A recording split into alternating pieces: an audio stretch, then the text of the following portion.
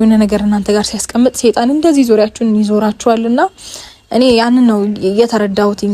በቃ በዚህ ንክ የተፈተንኩት እግዚአብሔር የሆነ አላማ አለው ነገ እኔ ጋር እኔን የሆነ በቃ ደስ የሚል ቦታ እንድገኝ ስለሚፈልግ ነው እንደዚህ የተፈተንኩትኝ ብዬ አስባለሁኝና ብዙ በእንደኔ አይነት ፈተና ወይም ደግሞ እንደኔ ላይ የተፈተናችሁ ሰዎች ካላችሁ ህይወታችሁ በቃ ጥሩ ነገር ላይ ሊሆን ነው ብዬ አስባለሁ። ነገ ላይ ጥሩ ደረጃ ልትደርሱ ነው። ነገ ላይ የተሳካ ህይወት ሊኖራችሁ ነው የሚሆነውና በዚህ ብዙ ማትዘኑ በቃ በጣም ጠንካራ መሆን እንዳለባችሁ ነው የሚሰማኝ።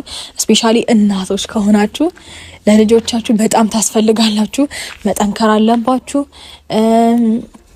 ቆማችሁ በቃ ነገሮችን ማድረግ እንደምትችሉ ማሳየት አለባችሁ። ስትራግሎችን በደንብ ማለፍ መቻል አለባችሁ እና ውሳኔዎችን ደግሞ ማለት እንዴት ነው መወሰን መቻል አለባችሁ።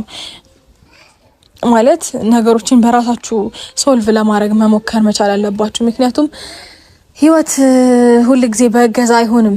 የሆነ ታይም እንትን ማለቱ አይቀርምና ነገሮችን በራሳችሁ ሶልቭ ለማድረግ ሞክሩ። ያው ከህይወቴ ትንሽ የተማርኩት ነው ለእናንተ ሼር ማረጋችሁ እና በጣም ነው የምወዳችሁ፣ በጣም ነው ማከብራችሁ፣ በጣም የምትወዱኝ የምታከብሩኝ ለኔ መልካም ምኞት ያላችሁ በጣም ነው የምወዳችሁ። እግዚአብሔር እድሜና ጤና ይስጣችሁ።